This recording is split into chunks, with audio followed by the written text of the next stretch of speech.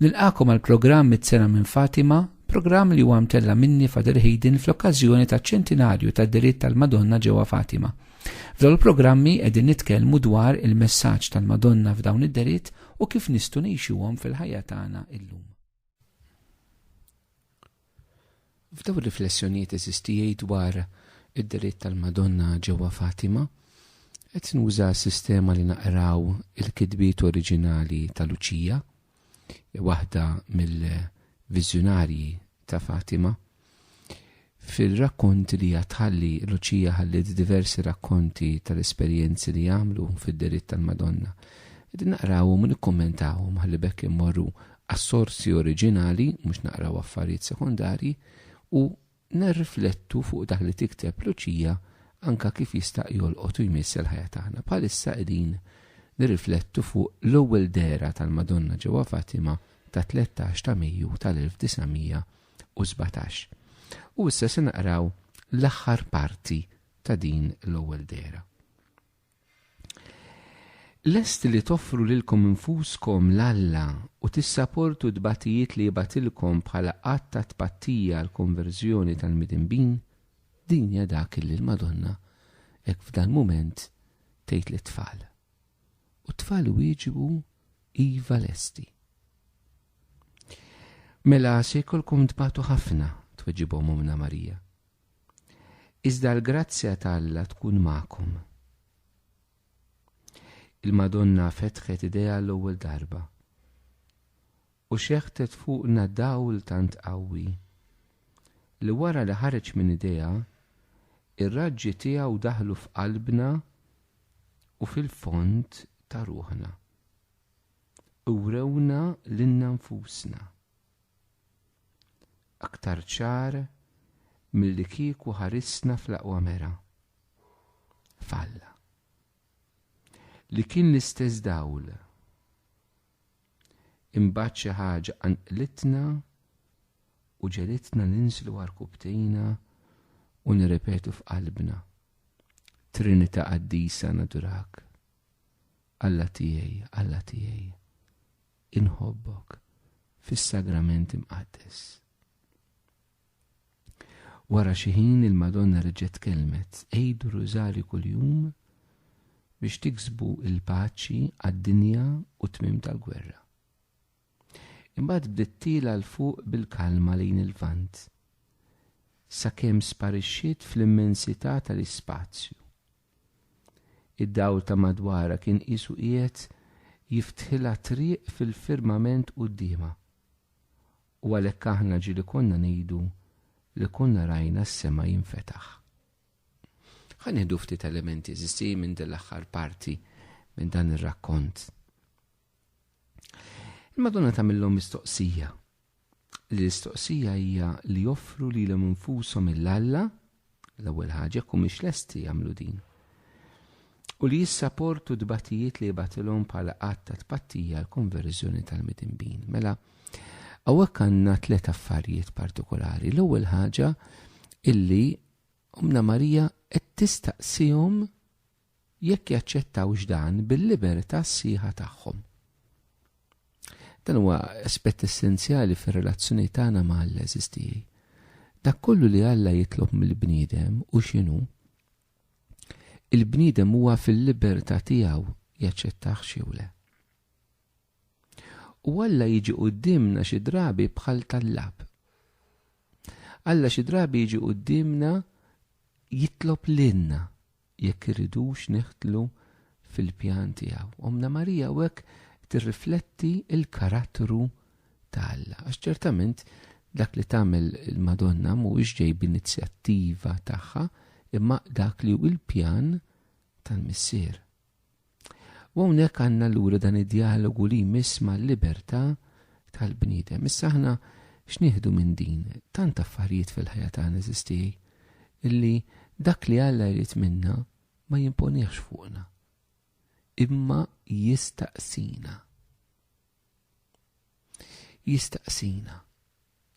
U kemm hu sabiħ illi l-ogħla qatt tal-libertà tagħna huwa meta nużaw il-libertà tagħna biex ngħidu iva għal dak li Alla jitlob minna bħala bnedmin.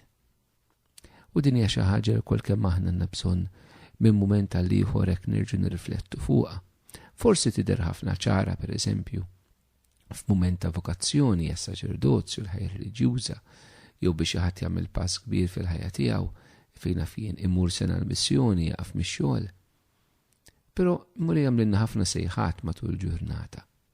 Sejħat li jiġu b'ispirazzjoni tal-Ispiritu Santu, sejħat li jiġu mill-kelma tal-Alla, sejħat li jiġu miċ-ċirkostanzi partikolari tal-ħajja li bihom Alla jkellimna, sejħat li jiġu mill-Knisja stess, meta l-Knisja tagħmlilna xi sejħat partikolari. Hekk għandna bżonn nitalmu nisimgħu u nwieġbu b'libertà. Issa x'inhija s-sejħa hawnhekk li tagħmilhom? L-ewwel waħda hija li toffru lilkom infuskom lill-Alla. It-tieni waħda li tissapportu tbatijiet li batilkom bħala tpattija għal konverżjoni tal-medembin. Interessanti l-ordni kif hija. L-ewwel waħda hija li toffri lek innifsek il-Alla, ċe li tkun kompletament tiegħu. B'xi mod eżistihej hawnhekk għandna it-tiġrid tal-mamudija. Għaliex? Għax aħna fil-mamudija li noffru lilna nfusna kompletament l-Alla u nilqgħu id-don li jibatilna, li huwa d-don tal-Ispiritu Santu ġewwa fina. Hawnhekk hija l-idea tal-konsakrazzjoni. Toffri lilek innifsek kompletament l-Alla. Aħna konsakrati l-Alla permezz tal-mamudija. U anka din eżistija sejħa li importanti nagħtu każ daw id-dettalji eżistiji. Għaliex xi drabi u dietta u nibqa' ngħidha. Faċilment aħna nirriduċju id-delitt tal-Madonna ġewwa Fatima, Lourdes u postijiet oħrajn approvati mill-Knisja. Nirriduċjuhom sempliċement bħala post biex nilqgħu xi grazzja, xi fejqan, xi miraklu. M'hemm xejn ħażin fih innifsu, però tant drabi nitilfu l-messaġġ iktar fundamentali. U allura anke hekk fl-ewwel dera il-Madonna l-tfal trid tdaħħalhom fir-relazzjoni ġusta ma' Alla. Relazzjoni fejn iridu ikunu ikkonsagrati lill-Alla. Mutija lilu. Ikunu tiegħu. Ġesu wkoll jgħidilna dan il-kliem eżisti b'modi differenti fil-Vanġelu. Ibqgħu fija u jiena nibqa' fikom. Min jibqa' fija jista' jagħmel frott, ma jibqax fija jintrema l-barra. Ġifieri jekk Ġesu wkoll jistedinna li aħna nkunu fih kompletament tiegħu. Insaqsu ftit lil nfusna anke fil-mixja tagħna. Fiex jien għadni minix ta' Alla. Moħħi, qalbi, ruħi, ġismi, flusi, it-talenti tiegħi, ix-xogħol tiegħi, is-sejħa tiegħi, id-dar tiegħi, il-proprjetà tiegħi, il-ħin liberu tiegħi, fiex fl-imma qasam jiena għadni minix kompletament ta' Ġesu. U fiex maħniex ma naqtawx qalbna eżistij, nitolbu l-grazzja tal-Ispiritu Santu, namlu ħilitna ħalli nkunu kompletament Alla. Imbagħad minn dan toħroġ it-tieni ħaġa li l-Madonna tistaqsihom. U t-tieni ħaġa toħroġ propju għax biex tgħixha l-ewwel tkun ta' Alla. Il-mulej ma jridx jużana mingħajr ma nkunu tiegħu, l-ewwel iridna nkunu tiegħu f'relazzjoni intima miegħu. U mbagħad jagħtina missjoni. U hekk jiġri kemm vera sabiħa, hekk jiġri anke f'din l-ewwel sejħa ta' Marija hawnhekk. L-ewwel hija li jkunu ta' Alla, issa ġejja missjoni partikolari. Jekk naqraw il-kapitlu ta' Sammar, kapitlu 3, vers 14, naraw li Ġesu l-apposti sejħilhom biex joqogħdu miegħu, ikunu tiegħu, u jibgħathom jipritkaw kiċċu xjaten u jagħtihom missjoni. Imma l-ewwel missjoni li jkunu tiegħu, l-ewwel missjoni li jkunu konsagrati lilu. Eżisti din hija s-sejħa anke tagħna. L-ewwel aħna tiegħu, l-ewwel mhux il-mulej jużana, l-ewwel tiegħu mbagħad jużana. Imbagħad is-sejħa li qed tagħmilhom hija li tissapportu dbatijiet li jibatilkom bħala ta' tpattija l-konverżjoni tal-midinbin. Fuq dan tkellimt ħafna diġà fil-programmi, Il-tpattija dnubiet u l-konverżjoni tal-midinbin huma ġixtemi ħafna u ħafna importanti fil-messaġġ ta' Fatima. ħafna. It-tfal jieħtlu għal din il-missjoni illi jpattu għad-dnub tal-bniedem u li jitolbu u jsofru għal konverżjoni tal-bniedem. Sadir namlu ċara, din għamela Ġesu fuq is-salib. Fuq is-salib Ġesu patta d-dnub tagħna bid-batija tiegħu, bl-imħabba tiegħu, l-ubidjenza tiegħu, l-missier. U Ġesu fuq is-salib huwa l-ola talba l-konverżjoni ta' kull midneb. Imma eżisti dak li għamel Ġesu ma lqux għalih innifsu waħdu. Il-kobor tal jagħmel Kristu fil-ħidma redentiva tas-salvazzjoni li l-inna jatina il-possibilità li nieħdu sem li nipparteċipaw f'dak li huwa għamel. Dan huwa l-background teoloġiku ta' din is-sejħa illi il-Madonna qed tagħmel. San Pawl fl-Ittra Kolossin kapitlu 1 vers 24 jgħidha b'mod ieħor jiena ntemm f'ġismi dak li jonqos fil-passjoni ta' Kristu għall-Knisja. Fil-passjoni ta' Kristu ma jonqos xejn. F'dak li Ġesu għamel fuq is-salib ma jonqos xejn. Però li jonqos x'inhu? Li l-Knisja tidħol f'dak li għamel Kristu. Il-Knisja hija aħna. Issa aħna nitlu fli għamel Kristu f'kollox. Ġesu pritka, aħna nkompli nipritkaw, ma ngħidux Ġesu pritka biżejjed, le. Ġesu fejjaq, il-mulej kompli fejjaq fi żminijietna billi jagħti karizmi ta' fejqan u mirakli. Ġesu ħafer, aħna nkomplu fil-Ministeru tal-Maħfra. Ġesu keċċa xjaten, aħna nkomplu fil-Ministeru ta' tkeċċieta xjaten.